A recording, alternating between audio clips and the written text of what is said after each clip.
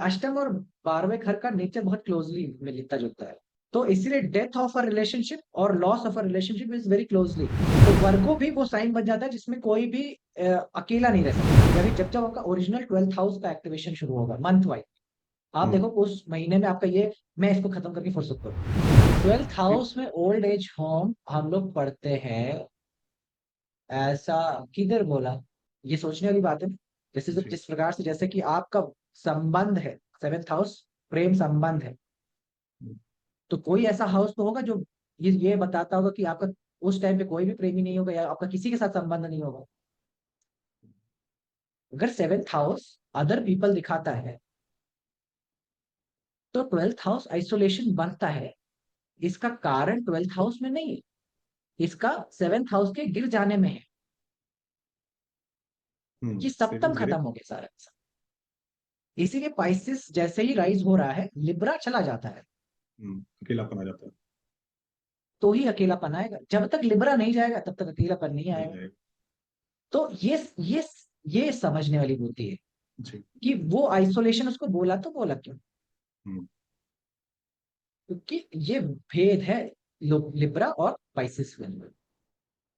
कि पाइसिस अगर किसी का, जैसे कि अब आप देखिए पाइसिस उठा के सप्तम भाव में रख दीजिए, तो लगन पे वर्गो राइज हो रहा है।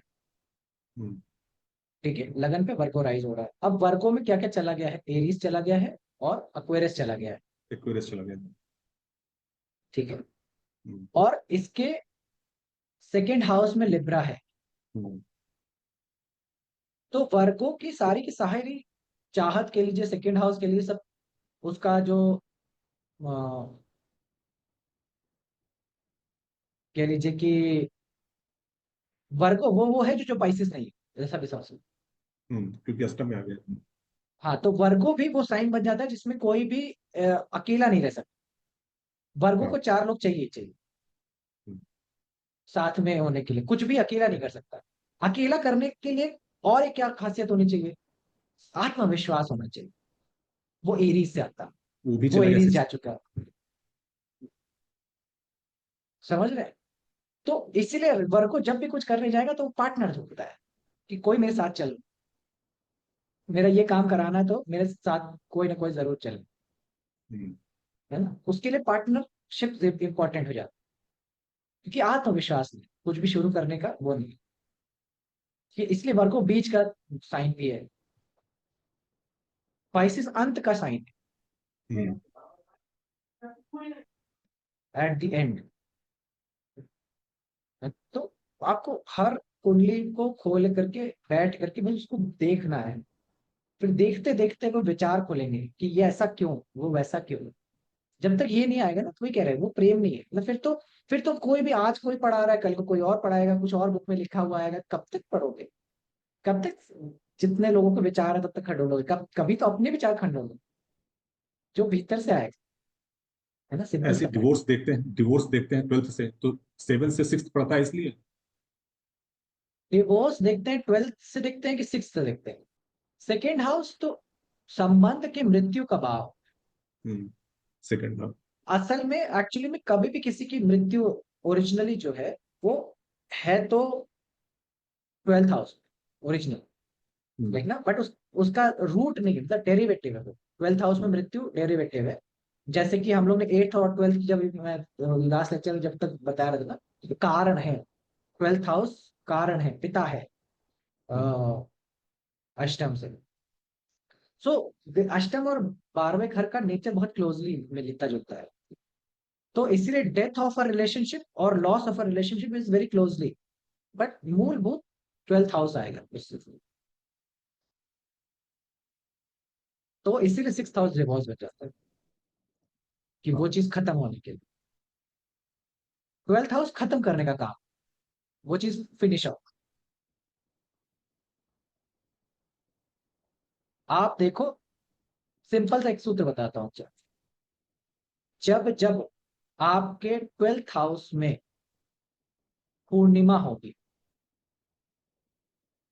मतलब आपकी पूर्णिमा कैसे होगी? या तो सन 6th हाउस का होगा और मून 12th हाउस का होगा, या फिर सन 12th हाउस का और मून 6th हाउस का होगा। आप देखोगे आप कोई ना कोई काम उस पूर्णमासी में खत्म करें,